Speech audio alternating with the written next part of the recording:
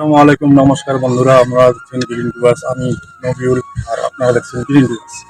তো আজকে দেখাতে চলেছি থাইল্যান্ডের কাঁঠাল পেকে গেছে গাছে। তো আজকে তাকে কাটা হবে। এই হলো থাইল্যান্ডের কাঁঠাল। তবে এটার টেস্ট কি আছে আমরা খেয়ে দেখব।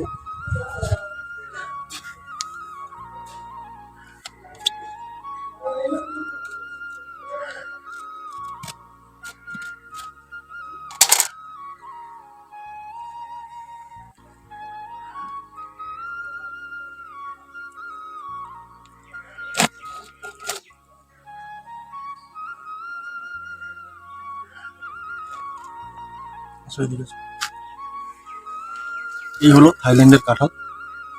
তো আমরা টেস্ট করে দেখব। বিসমিল্লাহ।